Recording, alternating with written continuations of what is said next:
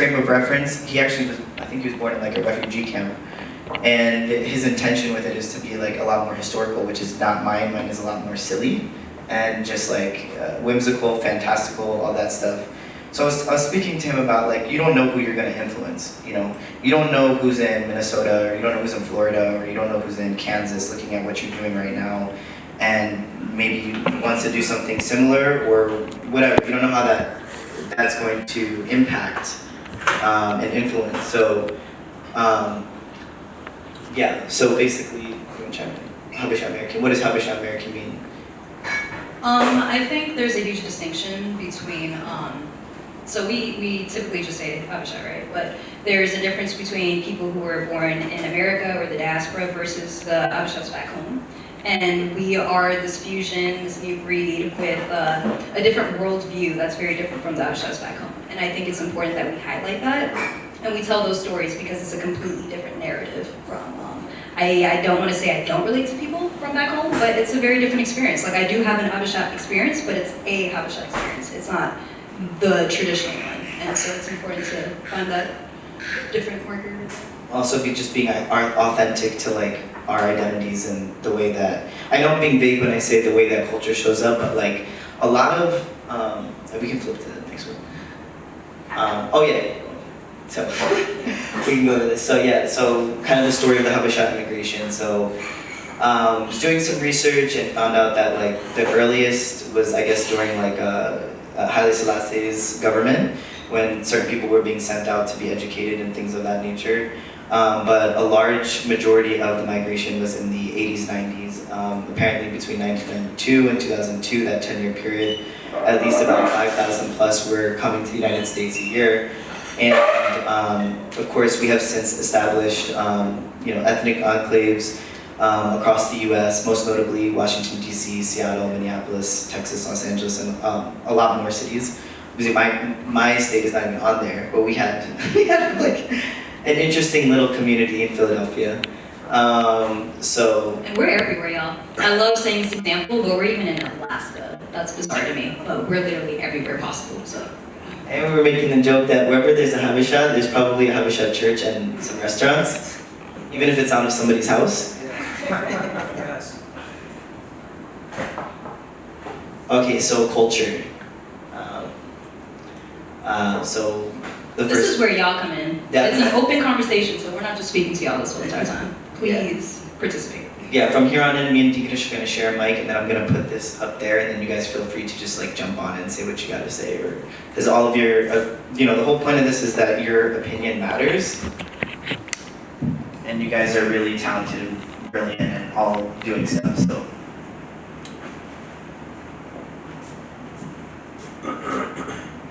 So, what is culture? Does anybody want to talk about that?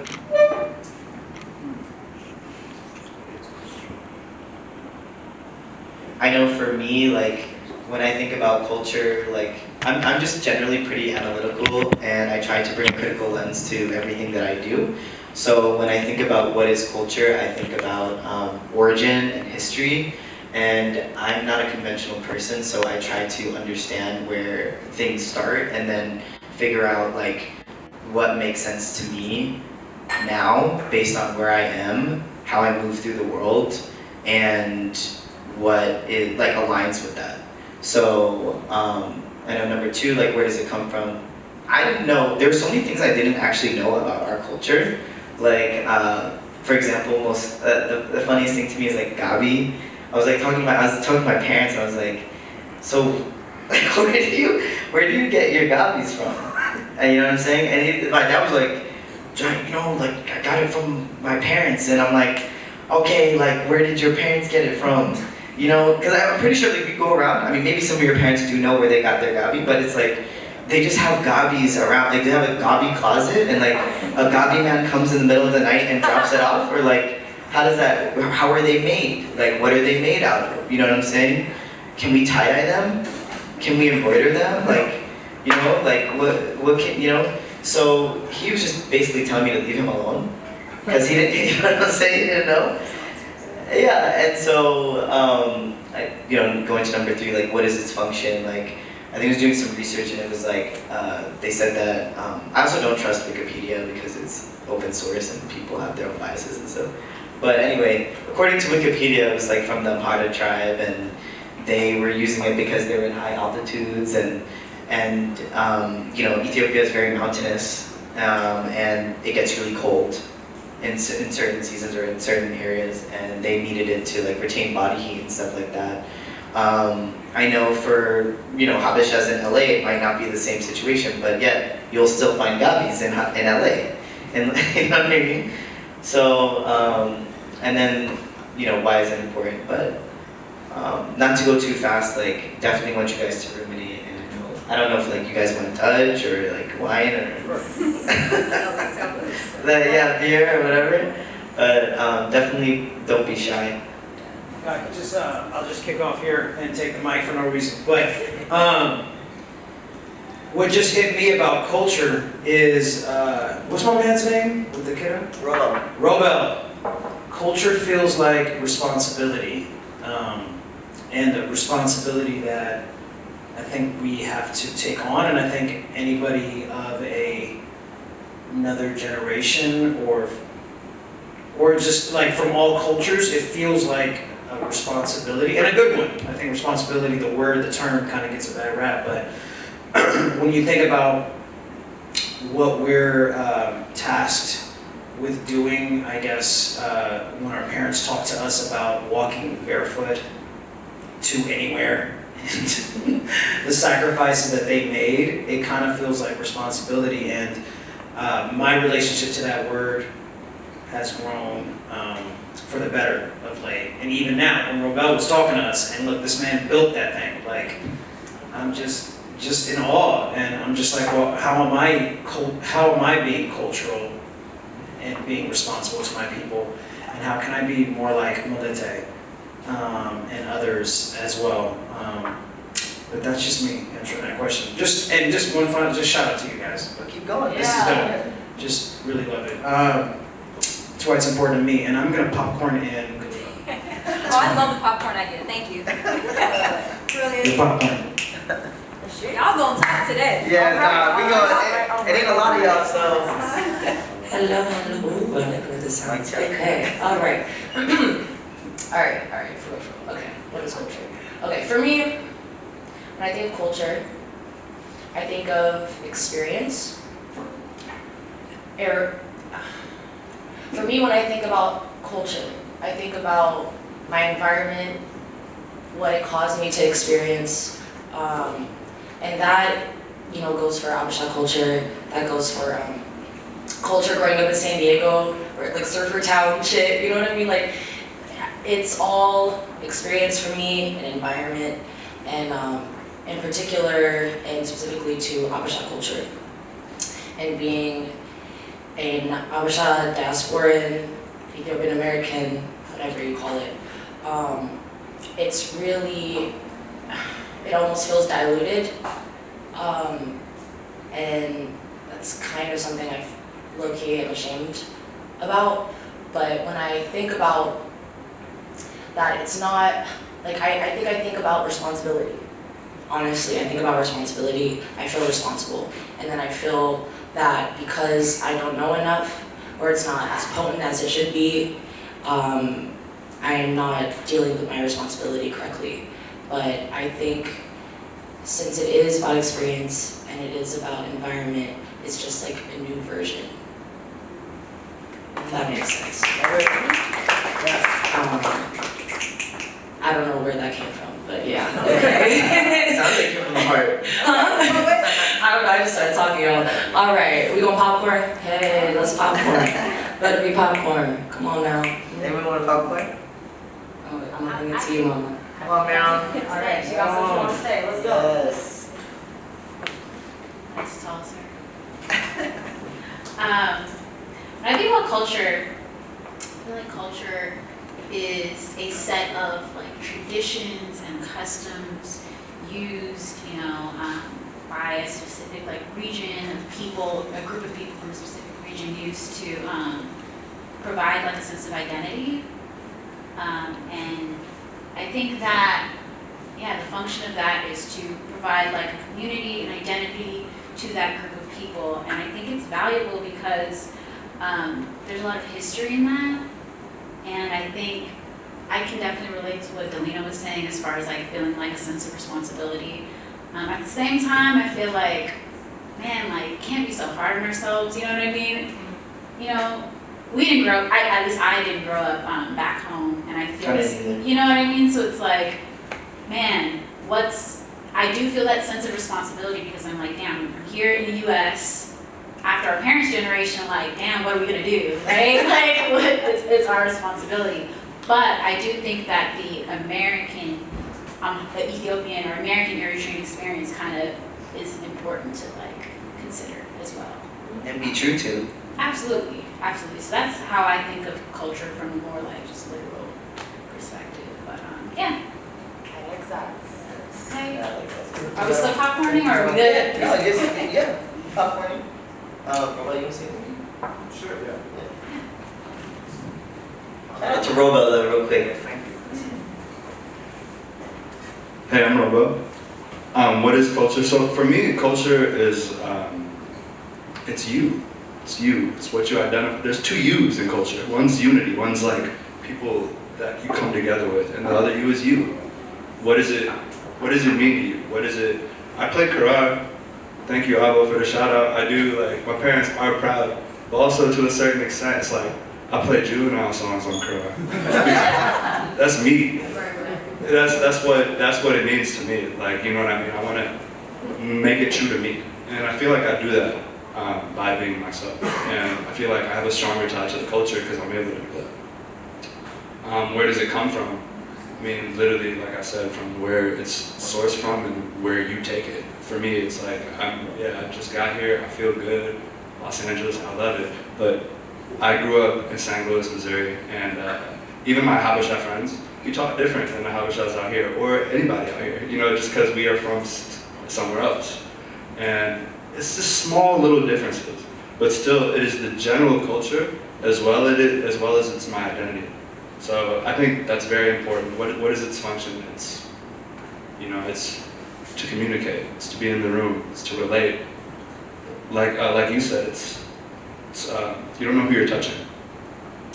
Some kids might need to hear juvenile on karate, and I'm like, yeah, you know what I mean. It's important. It's important. And for some people, it's not, and that's fine. That's fine. I get a lot of hate comments. It's cool. You're gonna get hate comments, but it's like if you're doing what you love to do, if you identify with your art, with your passion, your culture, who can hurt you? Why is it important? Because again, it is you. That's what I feel like. That's just it. I mean, who gets to use that? Skip that one, right? That's a tough one, right? Do we get into that later? Let's get into it. Let's get into it. Who gets to use it? Who owns it? Who owns culture? It's a tough question. It's a very, very tough question because there's a lot of people that like safeguard culture, but it's their understanding of culture. It's like, who can be offended by culture is also another way to take that question. Like offended by like disobeying another person's understanding of the culture. But I think we're going to get into that in a second. So yeah, that's all I had to say. Hey, yeah, he's bringing up really some strong points, y'all. I mean, I don't know, like that's a big question, who gets to use it and who owns it. I feel like that's something that we've been debating. I'm not going to get into my personal experiences because sometimes I can get a little not PC and stuff like that, because sometimes I'm going hard for Habesha culture. For somebody who grew up in Pennsylvania and doesn't speak, I'm going hard. Yeah, I feel like sometimes we're like socialized to be little Ottawa soldiers or something, but you feel me? But you know, but yeah. So I guess we can flip into that. Yeah. So that kind of leads us into the next slide about cultural appropriation versus cross-pollination. Cross-pollination. My bad, y'all. So these things, okay, let's take it back a second. I say to take it back a second, just to, I guess I should have said it sooner, but to give it a little bit more context. So the question of who owns culture and who gets to use it, that might be a weird question to ask, and you're like, why are you being asked that? But the conversation here is leading towards the reason why we mentioned all those people in the industry that are of Habesha descent is because we see that there's a lot of people from the culture that are becoming more mainstream. And with that, there's a lot of people who are becoming more familiar with the culture. So you have The Weeknd speaking and singing in Amharic, and you have Nipsey, yeah, like everyone's like, they don't know where Eritrea is at, but they're like, oh, you say Nipsey, where he's from? They're like, oh, yeah. Automatically, yeah. So it's like, exactly. So with that said, there's a lot of people who's also now, because they're hip to the culture, they want to use the culture that are not from the culture. And so when we ask who gets to use it and who controls it or owns it, we're asking from that lens, because we have people, now we're going into cultural appropriation, but it crosses over into appropriation a lot of times. So who owns the culture? Do we own the culture so that we can say these people can't use it? Or how do they use it? What governs that? So. And I want to add another point. I want to add in the point that we are all in a first world, and we are dealing with hyper-capitalism and late-stage capitalism. And the function of capitalism historically has been to divide and conquer. So that, we're obviously not the first generation of immigrants to be in the United States and developed communities. And there's a lot to learn from a lot of the different immigrant communities and the things that they've been able to do right, and the things that have not worked in their favor, right? And so specifically, I'm trying to get to the point that for me, something that scares me as a first generation person is that people after me, my kids and grandkids, if I have kids, I'm not gonna have kids, but y'all's kids and grandkids will may be in situations where they're having their identity sold back to them. So I have a lot of mixed friends. I have a lot of friends that have been in this country for, their people have been in this country for a long time, and suddenly, we don't know when, right? That line gets blurred, but suddenly it becomes okay to buy your culture from people who don't know the history, don't know your story, and then all of a sudden, you almost lose your voice. I remember growing up, like my mom always used to say, oh, don't look at these other people, whatever, but they're lost. We have a culture, right? And so now, as we are walking into the future, our parents are getting older. Our children are not going to have the experience of having parents that are straight from back home, and maybe, I don't know if you guys are going to force your kids to go back home and have that experience. I was forced to have that experience 3 times. The first time was horrible. I was like, I'm not going to cap, but because it was a culture shock to me, especially growing up in Pennsylvania.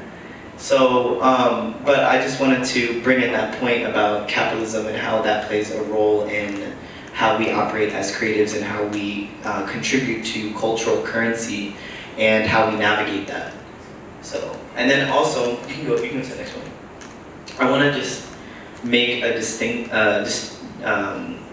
distinguish what cross-pollination, right? So like if you look at me, and what I'm wearing, a lot of the things I'm wearing came from different places and different cultures, right?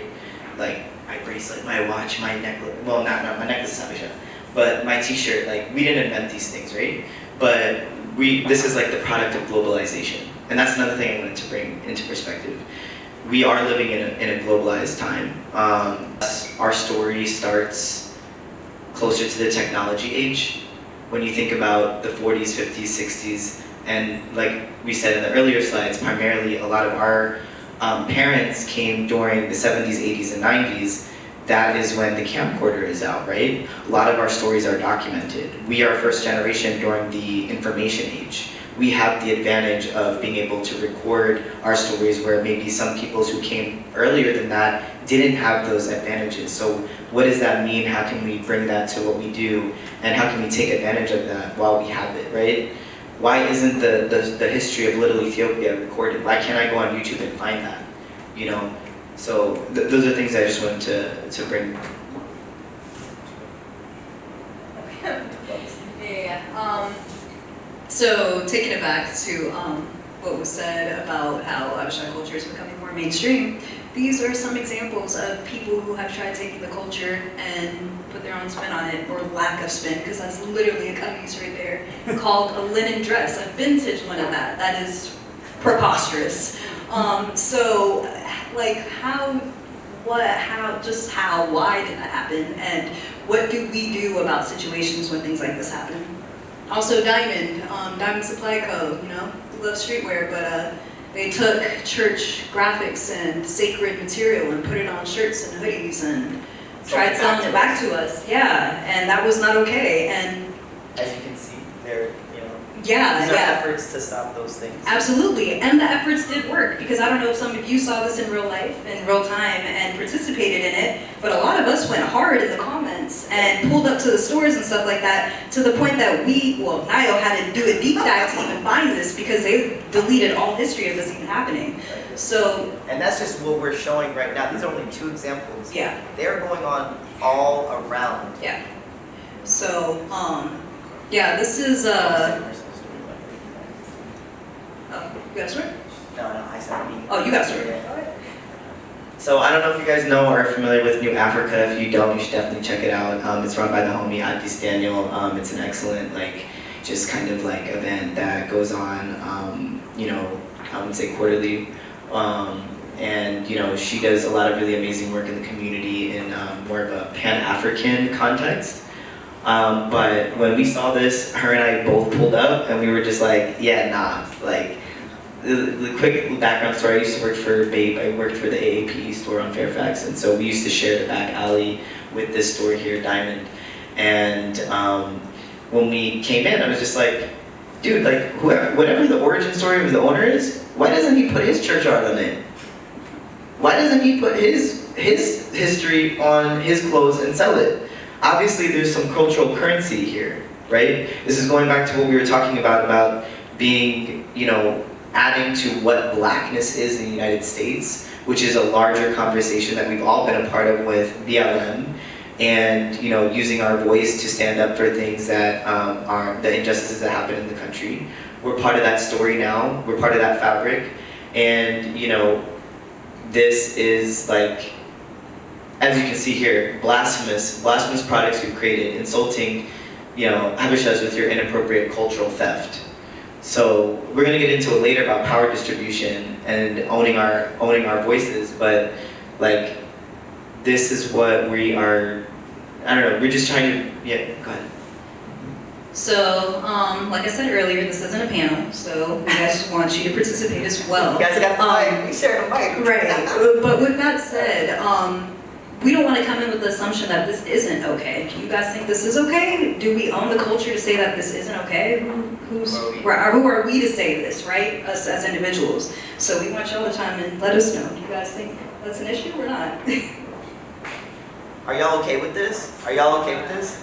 Okay, if you're not okay with it, come to the mic, please. Come on now.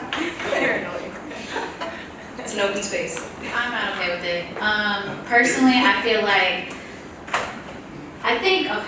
when it comes to cultural appropriation, I think the problem always comes when they're trying to capitalize off of somebody else's culture.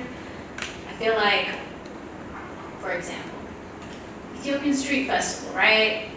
Non-Habeshas may show up wearing Ethiopian clothing, right? They're here to celebrate the event. They're acknowledging that this is an Ethiopian garment, or I'm eating Ethiopian food. But when you come here and you're wearing a vintage linen dress and you're erasing the culture, what is that? You know what I mean? So I think that when you use it to, I do think that I have a right to have an opinion on it because I'm Ethiopian.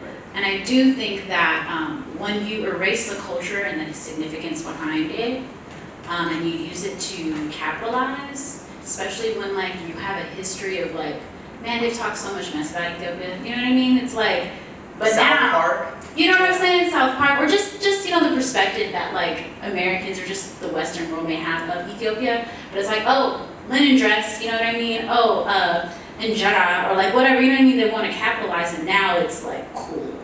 And so I think that's when it becomes a problem for me, at least. So I guess the rest of y'all cool with it then, because that's what you have to say. Come on, man. Come on. We know you got a lot to say, so if you guys aren't familiar, she runs Habesha Networks, which does great things in the community as well. Come on, what's your opinion? As a cultural producer. So I was gonna even go back to your first question. So I think it's such a privilege to be Habesha, but I have the same concerns as you about us losing it and even watching so much of us disassociate with our culture because of multiple reasons, right? So I know for me that concerns me. And then it concerns me, which I know this is gonna sound kind of weird, but like also when we're capitalizing on our culture, when we haven't put the work or impact into our community. So that's what I think. Preach! Right, emphasize it, come on, elaborate. You gave us a really good point here now. Okay. Mic drop. Mic drop. No, I don't know. I just think Like, what does that mean to you in terms of like when you say putting work into the community? like if you're here to make a buck on our community, like that's what I don't respect. Like coming in when it's popping. I forgot who said that. When now that we're popping, to come in and try to capitalize on it when you weren't fucking with us to begin with. You know what I That mean? part. So I just think that hurts me. And you're also not really caring about the community. Like I just can't get with trying to clout with all of it. Clout But chase. yeah, clout chasing. I'm a little old, so you know, I don't know all these things. But, but yeah, so like that thing, like I think people clout chase without actually having the love for the community. So that's the part that hurts me. I don't respect that. That's me. But, Like, Is that, you're talking about people who are from the culture? Yeah. Clout chasing Yeah. the culture? yeah, because I think so much, like the part that concerns me and we were kind of getting into is like so many people, and some even on that list, don't associate with the culture as much as they could. right. And that hurts me because whatever has happened to them made them disengage. And in order for people to feel engaged, they've got to feel safe and they've got to feel a community that loves them. So Embrace this stuff. yeah. I actually love the culture. So that actually brought up something for me, like just a question for all of you guys, like on a philosophical tip, because I try to bring, this is my justification for myself. I mean, I try to engage with our community, but I say this to you guys all the time, like in our little group chat, but I feel like wherever I'm at is a Habesha space because I'm there. And I just wanted to throw that out into the ether, like, how do you guys feel about that? You know what I'm saying? Like, on a philosophical level, because like, okay, so back in my actual Mahabud in Pennsylvania, we used to, when we were little, we used to say, which one of you guys are gonna marry Habesha? You know what I mean? Who's gonna carry it on, right? And I would just be like, sitting over here eating like McDonald's, you know what I'm saying? Like, not eating a cheddar. And I used to feel like, oh, I have to marry a Habesha and have Habesha kids and learn Amharic and like whatever, like, you know, write infidel and all this stuff in order to validate my Habesha-ness or something like that, right? But, or like it could be Tigrinya and validate my Eritrean and like, you know, identity. But now I just feel like going back to what I think Meron and Delina were talking about like integrating like San Diego, you know what I'm saying? Or like the culture of like where you are today. Like I was into pop punk and like my ears are engaged, even though they do that in the South and get fucked up. Like they definitely do that in the South. I don't know why I was just coming through and they're like, what is this? Like, bro, they do this in the South. Like, How much of that is generational though? Like just the majority, like especially our older generation versus like how many things does my dad argue with me about purely because he's old school Habesha? just, yeah, Versus, I mean, I'm asking, you know, I don't know. it's a good question. You know what I'm saying? Like, I don't know if generations to come are gonna have too much issue with you or anybody not marrying somebody Habesha. I don't know, like some would, but I know my parents felt some type of way about it. Right. You know, I don't know. It's just an interesting thing about generations and like how they came up in that time in Addis, you know, versus now. Context. Yeah. Yeah, so because like you could marry a non-Habesha and still teach your kids how to, you know what I mean, Yeah. celebrate that identity, whether it's speaking or going back home or wearing the traditional outfits. Because I'm sure all of us have somebody in our family that's not fully Habesha, and those kids are like Habesha culturally still, you know. So I just wanted to bring up that question to all of you guys. Like, now that you're in the room, does that make that space Habesha, even if you're the only Habesha there? Yeah, I You know what I'm mean, saying? yeah, I just one other thing that I always see these conversations around like clothing. Oh my dog. Oh, sorry, my bad. The other day when I was at, I always see these points around clothing, I was saying, but the other day at Whole Foods, and we got a spot in Oakland called Berkeley Bowl that I saw Dave. And I don't know who made that. It didn't look Habesha, you know what I'm saying? So, are we supposed to go hard then? I don't know. I'm just asking out loud, because I love you for doing what you did about that. Because I feel that, and especially as somebody who goes to an Orthodox church, like, you know, there's just some things with that. But I literally didn't know what to do whenever I saw the Dave. And I was just trying to think, and that's it. I just want to say that. But should we be as riled up, and also is there a way that we can do that and we can capitalize, but keep it in our community? I don't know, it's multi-levels. Absolutely. I think if anything, we should be more outraged by that example specifically because a non-Habesha person tried to patent. Literally try to patent it. The Dutch. Literally try to patent it. So that's a major issue. So it's not even just trying to put images on a shirt and make a quick butt. Like you're literally trying to own the culture and it's you're literally. We back. Okay. Yeah, literally trying to own it. And that's super problematic. Because now it's not just clothes, it's not images, and of course that's sacred, but it's literally what we eat. It's our sustenance. Like, you know, yeah, it is. It's one of the foundations of our culture. So yeah, we definitely should be going hard for that. Absolutely. Yeah. But how do we go hard for that? What do we do? Do we protest Whole Foods? Like, what does that look like? Do we protest the brands? Here's another alternative. Like you were mentioning, there's so many Habeshas like across the industry. There are Habesha culinary folks that are on the come up, Habesha chefs and stuff. You know, like making Dave muffins and like Dave pancakes smaller. You know what I mean? Not like the full-blown agenda, but like, and I'm not saying anything that's necessarily brand new. I'm definitely regurgitating things that I've already seen. But like, I'd like to see that from Habesha chefs and Habesha like food artists and stuff like that. And then like, how can I support that versus supporting like in Berkeley Bowl, you feel me? So. What time is it? Are we on time? 7:51. 7:51? Yeah. Oh, okay. So this next one is power distribution. Is kind of like going off of what we were talking about before. It's kind of related to like who owns culture, like agency and autonomy. So yeah, so for those of us who are doing like cultural producers and stuff like that, artists, music, whether that's music, food, design, modeling, just like anything that you're producing or facilitating culture, do you safeguard that? Is it open source to you? What is sacred to you? What do you want to share? Like with the globalized, you know, cultural market, and then like how does culture show up in your work? Some things to like think about and pass the mic around. You want to say anything? How do you bring that into 2009? Content-wise, or who you work with? Does that change? That's a good question.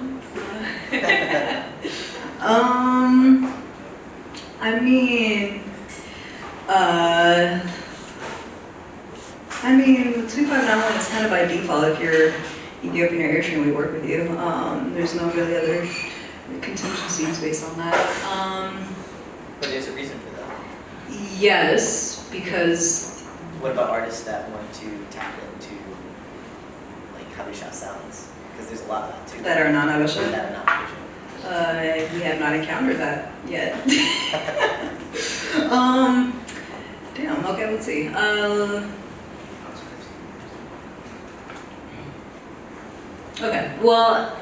With 2591, the focus is to highlight creatives, but it's deeper than that. It's about community at the end of the day. And it's about finding a space, because, primarily we've worked with music artists, so musicians, singers, rappers, things of that nature. And there is a lot of people in the industry that can help these people, right? They don't have to come to us. They could come to LA and branch out and meet thousands of producers and artists at any corner. But 259 wants a safe space for Ethiopian and Eritrean artists who have a community that they can tap in with and collaborate with, and maybe create something that they would have never created with anybody else because they're coming from a different perspective that only they would understand together. And so that the intention of 259 has always been in that, and I think the culture is not the focus, but the culture is a result of everything that is done amongst people that collaborate with each other, that find each other from 259. So I think that kind of. I think to Mayla's point that she brought up about like cloud chasing on the culture and trying to make a buck off the culture is something that I think about a lot.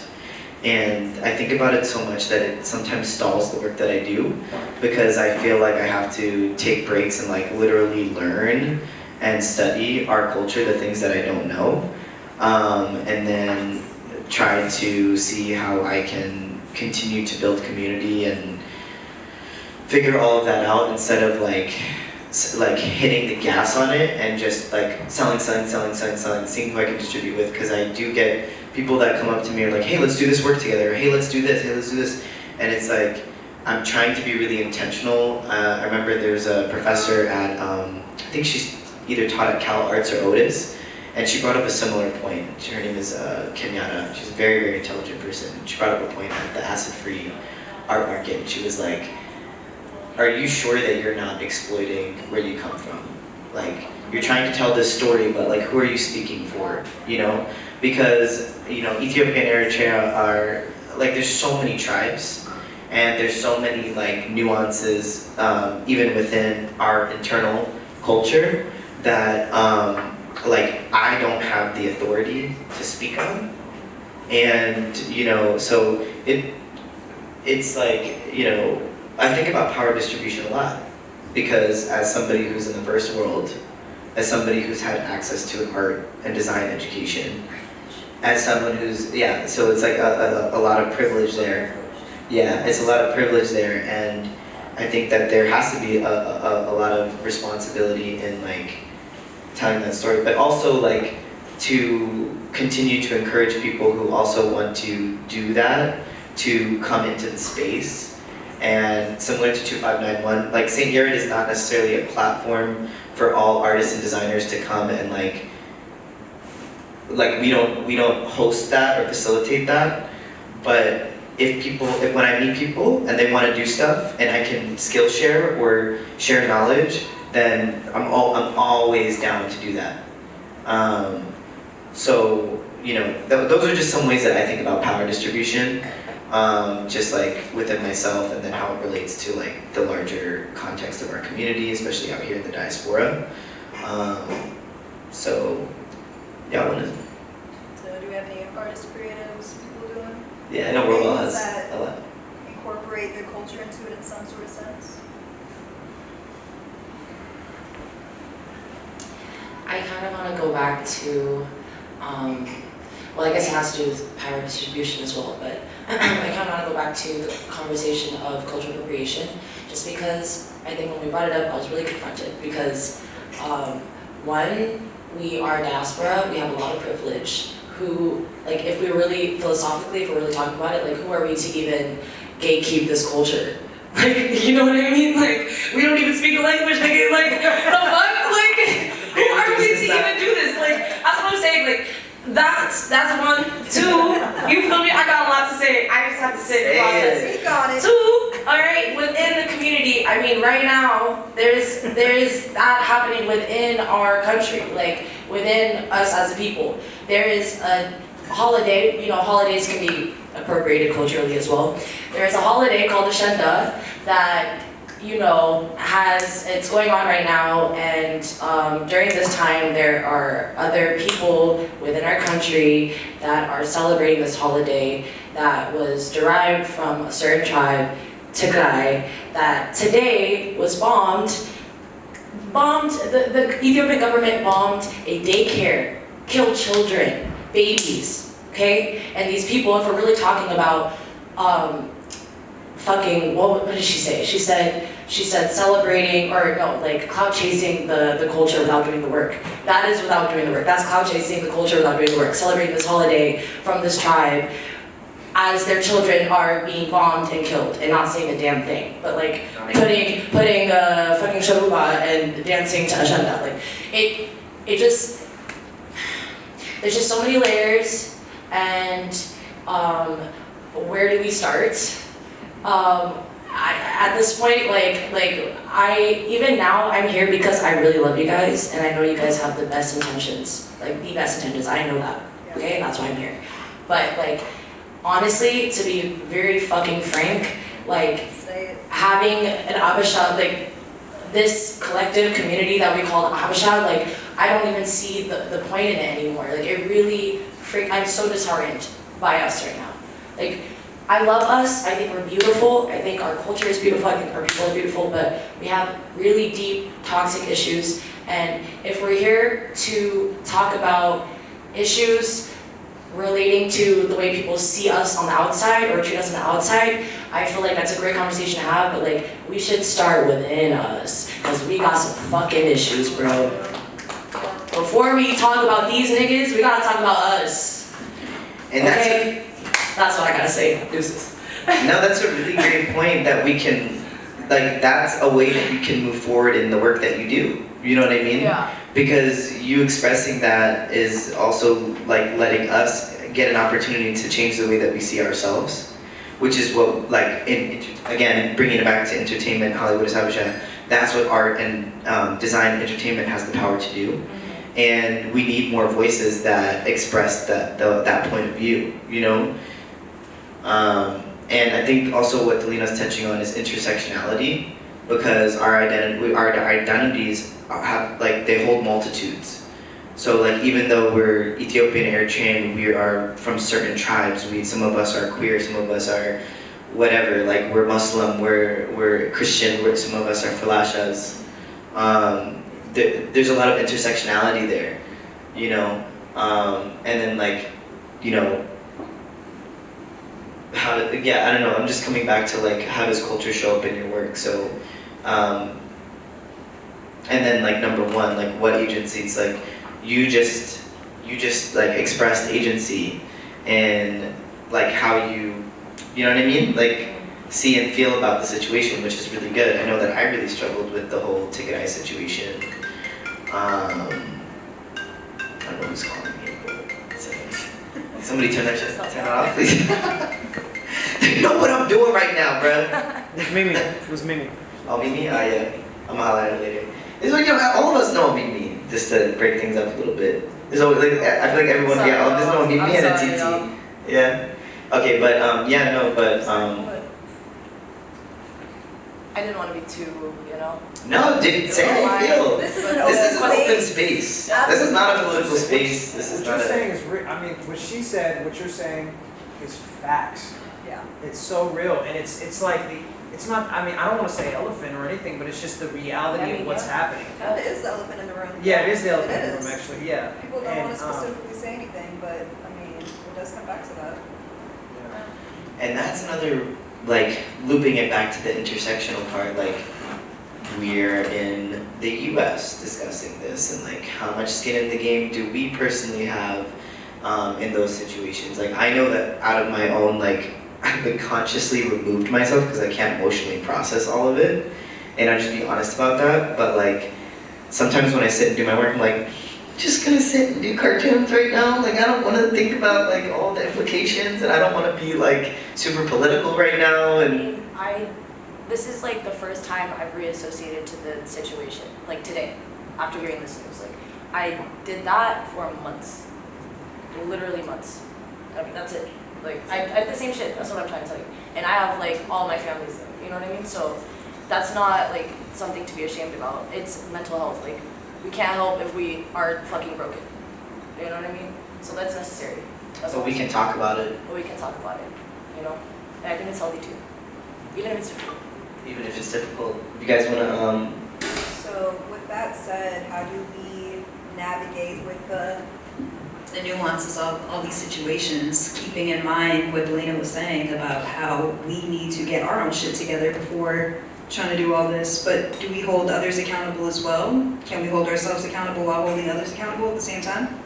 That's my question. Like, what goes first? Yeah. What comes first, you know? Chicken or the egg? What is it? Yeah. Man. Is this why things haven't been done? Is this? Oh. Yeah.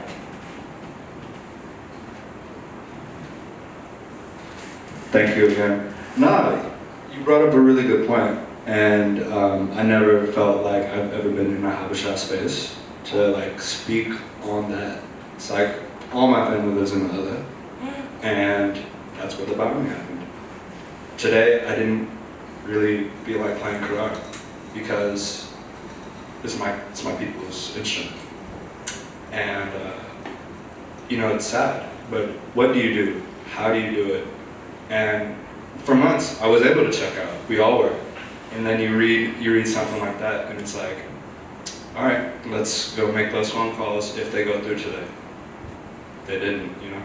You just, how do you take accountability? How do you make, I don't know, who's responsible? Like, you know, in St. Louis, right?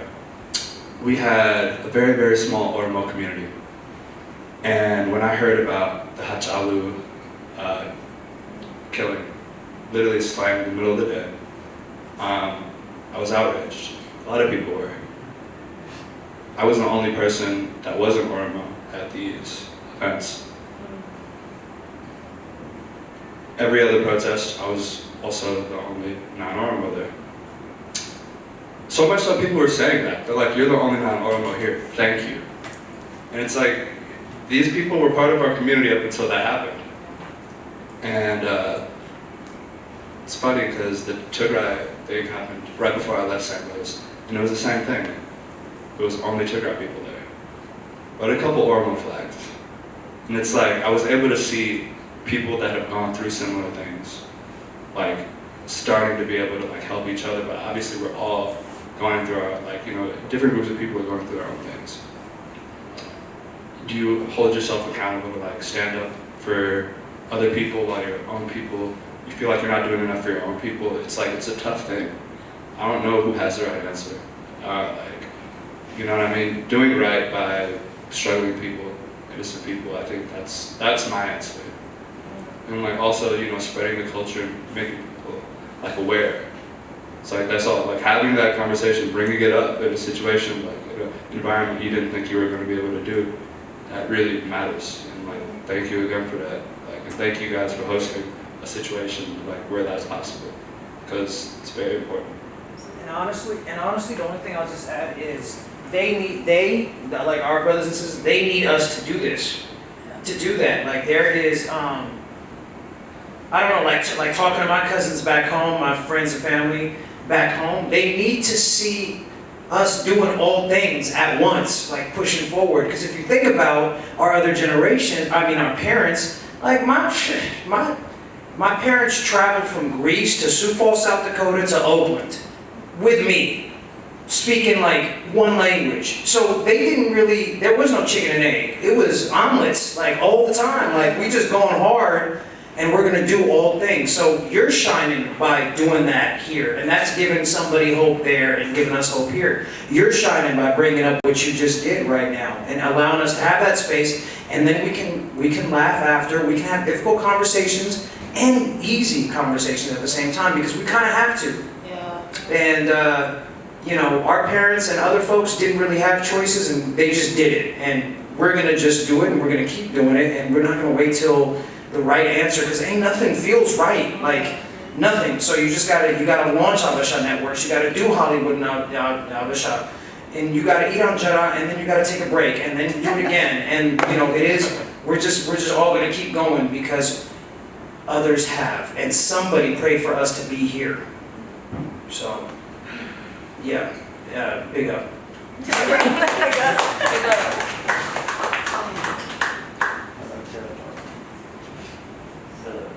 Yeah, I like that last point about like, well, both of what y'all was saying, and then, you know, somebody what is it? Somebody walks so you can run, somebody runs so you can fly, type of thing. So I was, yeah. So yeah. So basically, what we're talking about now, intersectionality. You flip that too. So here we go. Like, what does it mean to navigate the multiple identities, being cultural workers, first gen creative and entrepreneurs?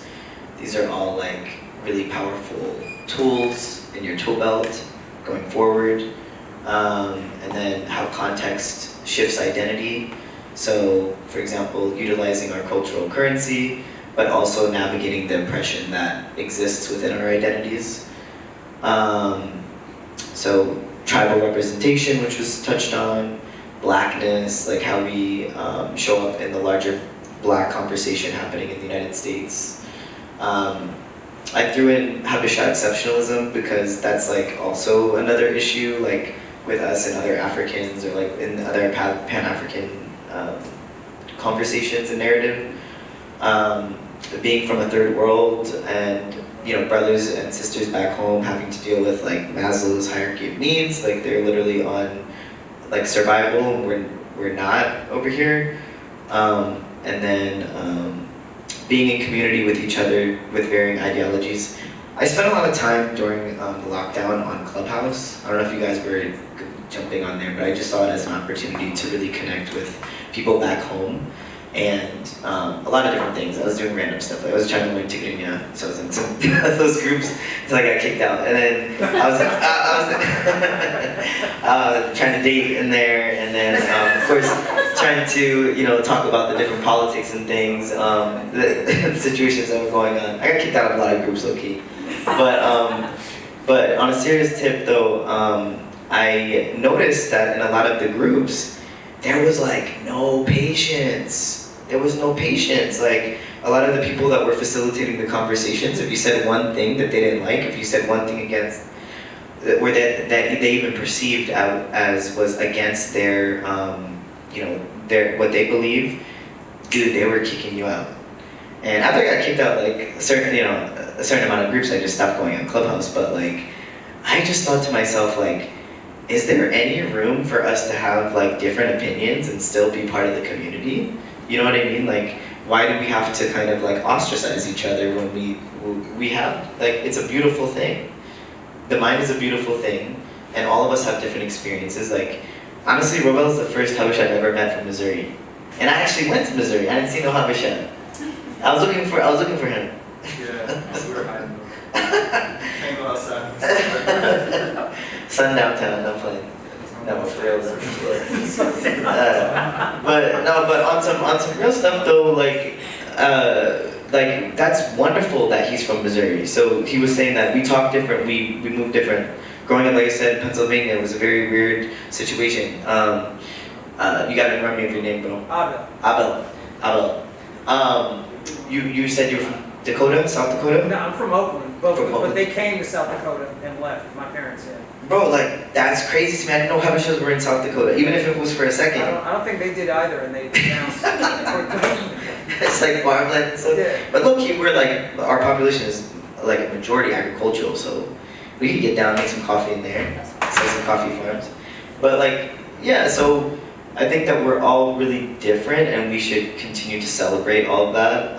And like we've been saying before, like how that affects and influences the approach that we bring to our work in the context of entertainment and art and design. So guys, please feel free to join the conversation. For those of you who just came, welcome. Hey, I see somebody in the room that I know. Hi, Miriam. What's the time, y'all? Yeah. You guys have the time? What's the last step? I know. I just was thinking the last one. Well, we're gonna wrap this up soon, so we can see the lovely performance by Robel. Does a killer set. I don't know. I'll tell you.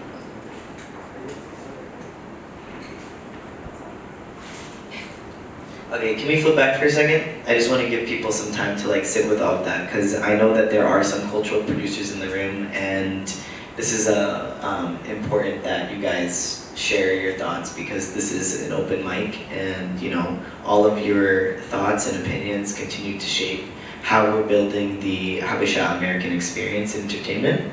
So I'm gonna push you guys. I'm gonna start walking around with the mic.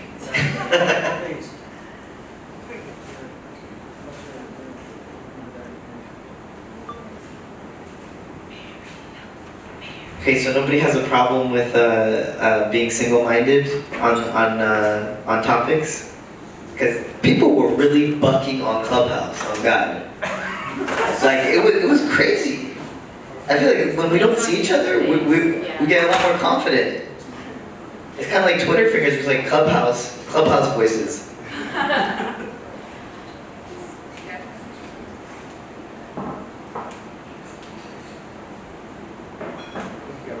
I think you gotta walk around. Should I start walking around? Especially. Okay, so maybe we can go back to like navigating Habesha exceptionalism. I feel like that's kind of like a little bit of a controversial topic. So here's a little quick story. I actually got kicked out of a Nigerian Uber. It wasn't a Nigerian Uber. It was an Uber that was being driven by a Nigerian.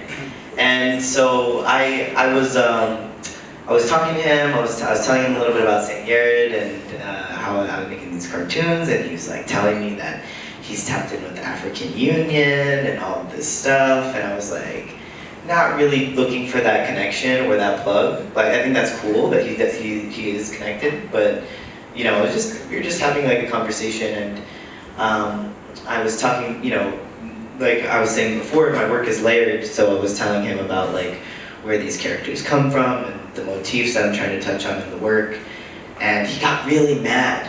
You know, he was like, "Why do you Ethiopians you always talk about where you guys come from? Like you think you're God's gift, and there's a whole continent, and there's all these different cultures and stuff, and you should be making like characters from." I'm like, dude, I literally don't know. I barely know our stuff, and so like. Anyway, he just got so mad that I was like, you know what? I started bucking back, and I just like, started getting into my Habesha stuff, and I won't repeat everything that went down in the car, but eventually I got dropped off on the side of the road, and I got the full charge. But I thought about it. It actually really made me think a lot about like, because I wish, shout out to Adis again, Adis Daniel, and New Africa, the whole New Africa movement. I think it's really powerful. It connects like the sounds of the global Black diaspora, which is really interesting and like a very educational experience for me all the time. Because music is also a really great way to learn other people's cultures. But I know that her and I have had conversations about kind of why she stays in that area and I stay in the context of Habesha culture, and I think that it's really important to know yourself first before you kind of like branch out and try to like represent again like a whole entire continent. And I think also just like our own perceptions of Africa. Like I had a conversation with somebody who said the other day like, Africa's a really great country, Like we're still fighting that in the context of like being Black in America. So like, I don't know the history of like the different Ethiopian crosses, like the Lalibela cross and the Aksum cross and like all the other things. And so, I don't know, I mean, I don't know, that's just an example of how I'm trying to navigate the oppression with Blackness and even Habesha exceptionalism. Like, actually when people, say they group Eritrea and Ethiopia together, I'm like, I've learned now to be like, no, whereas like my parents' generation were like, not like that, And I think even that in and of itself is like a way to break down the dynamics of Ethiopian exceptionalism, which is like that narrative that we've never been colonized, which is not necessarily true. Like it is true to a certain extent, but it's not, because we have been culturally colonized in certain ways, you know? Like, So what does that look like? I was gonna add something.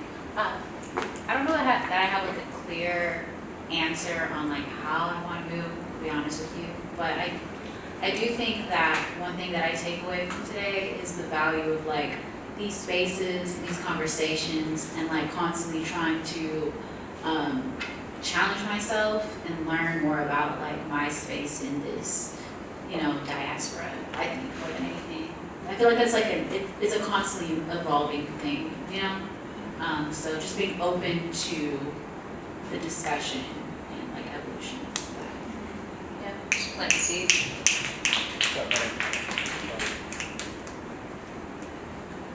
Anyone else? Yeah. Okay. So I think we're gonna just wrap it up on that, and we're gonna let Roval turn us up with his set. Roval wants to say something. Oh, do you? Good. Okay. Cool. So yeah, with that said, we're gonna wrap up and give us a few minutes to get everything set up, and we're gonna turn up. Yeah, grab some drinks, get some food, get to relax and watch a show. And I just want to say I'm a second honor to all of you guys who showed up today and participated. It was really, really, really awesome. And we're going to continue to have these series, and we'll keep you posted. If you liked what you saw tonight, please follow 2591 Worldwide. And that's where you're going to find out more about where you can come and we can talk more.